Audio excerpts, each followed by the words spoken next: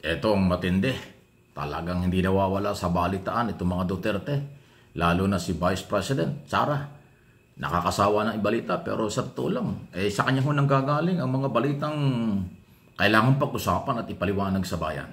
Kasi ngayon po, ang kanyang sinasabi, si First Lady Lisa Araneta Marcos, asawa ni Pangulong Marcos, ay pinagbibintangan niya na may nangyari at may kinalaman daw sa nangyari sa Amerika. Ito, pakinggan po ninyo ito.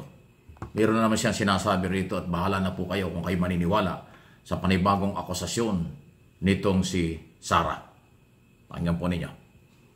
Ng malaking krimen sa Estados Unidos na merong namatay dahil sa drug overdose. At kung makikita ninyo doon, sa police report ay nandoon ang pangalan ni First Lady Lisa Marcos. Doon sa loob ng kwarto, si First Lady Lisa Marcos, at nandoon sa police report, cocaine yung sinasabing nagkalat doon sa kwarto na yon, ay bigla na lang nilang hinila, kinidnap, kinuha, binukod si Pangulong Duterte.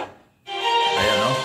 So ayan o, dinudugtong na naman yung pagkakahuli kay sa kanyang ama. Anyway, yun po yung mabigat na akusasyon. Dinidiin po ni Vice President Sara Duterte, abogada yan ha.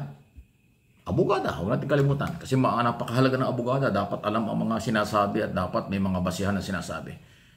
Si Lisa Araneta Marcos daw ay may kinalaman doon sa krimeng nangyari dyan sa Amerika. Yung controversial na pinag-uusapan nila before. Napilit nilang dinadamay ang First Lady. Pinapalabas ka nila, nakulong sa Amerika. Samantalang matagal lang nandito sa Pilipinas. Si First Lady Araneta Marcos. So hindi totoong nakulong sa Amerika. Pero ngayon, sinasabi ni Sara ay meron daw kinalaman. Maniniwala ba kayo? Kapanipaniwala ba yan?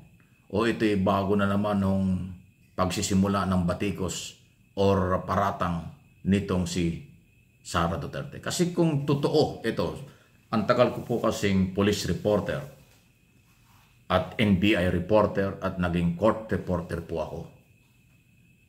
Ang pag-iimbestiga, pagpapatunay, ebidensya, testigo, at pagpapail ng kaso, hindi po biro yan. Yung paratang dapat may kaakibat na dokumento. At kahit na may paratang at may dokumento, kung hindi naman kapanipaniwala, wala rin nangyayari. Pero yung sinasabi niyang kasali, kasama, si First Lady, mabigat tong akusasyon. Okay?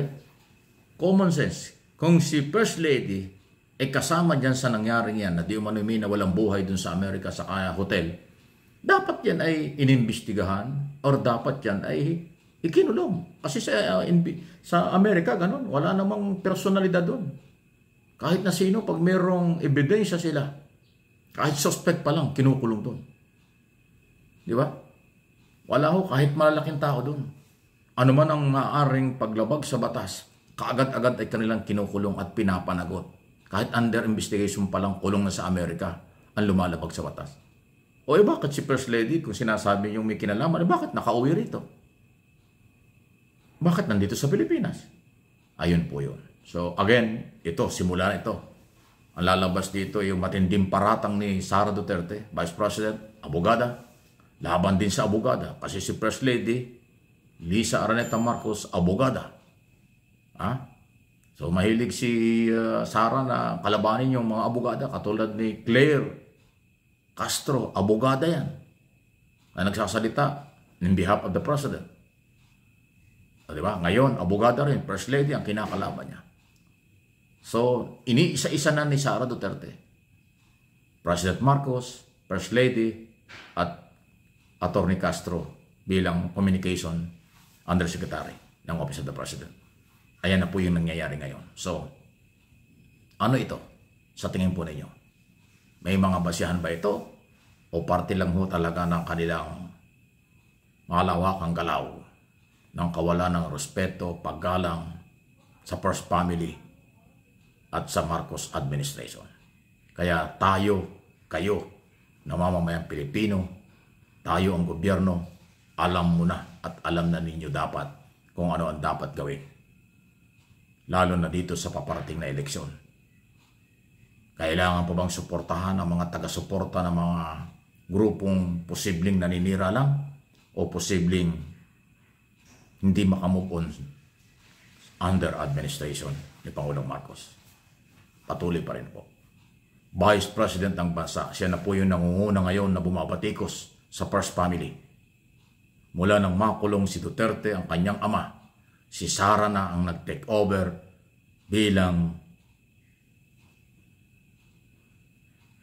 oposisyon ng kanilang grupo na oposisyon sa gobyerno sa issue ng kung ano-anong mga bagay-bagay. Pero hindi sila ang legitimate opposition. Dahil ang legitimate opposition, political opposition under COMELEC ay ang Liberal Party pa rin. Pero hindi naman ho sila ganon. Pero itong grupo ng mga Duterte, iba na ho talaga. So, kayo na po ang bahala. Pinaparating ko lang po sa inyo. Nagsimula na si Sara na batikusin at pagbintangan, paratangan ang unang ginang Marcos. So, lalong lumala ang sitwasyon. Siyempre, hindi yan papayagan at hindi naman yan ibabaliwala ni Pangulong Marcos. Definitely, sasagot dyan ang Pangulo through Secretary, Undersecretary Castro. Abangan nyo sa susunod na mga ilang oras. Sasagot si Castro dyan dahil siya yung Palace Press Officer, Communication, Undersecretary, Presidential Communication Office. So, sasagot dyan. At may magtatanong dyan. Pero huwag nating kalimutan, si First Lady po ay hindi taga-gobyerno. Ang First Lady po ay tumutulong lang sa Pangulo. Wala po yung posisyong sa pamahalaan. Yung pagiging First Lady ay talagang trabaho lang yan tumulong sa Pangulo. Pero ayan, idinamay na. Pinagbintangan pa sa krimen na di umano'y may kinalaman. Ang lupit. Kung yung Estados Unidos, wala namang ginawang aksyon para ikulong ang First Lady. At katunayan, pinayagang makabalik ng bansa. Ibig sabihin, walang problema. Pero ngayon po ay yan ang bintang ng pangalawang Pangulo, Abogada Sara Duterte. So, marami ho issue. Sabi ko sa inyo, kaya nga po itong aking mga channel, salamat po sa inyong pagsuporta at pagtangkilik dito sa marami mga issue ating topic kasi ho talagang kaya nga 2 channel ito sa dami ng balita. Hindi pwedeng sa isang channel lang.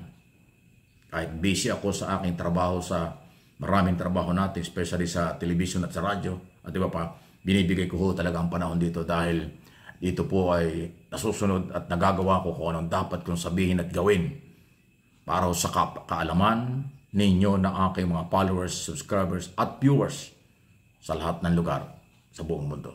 Dito sa aking mga channel, especially itong Mike Abe Opinions at itong channel na ito, MA Pinoy TV. So ayan na. Sara Duterte laban kay First Lady Araneta Marcos. Mabigat na akusasyon, mabigat na paratang, abangan kung saan aabot ito.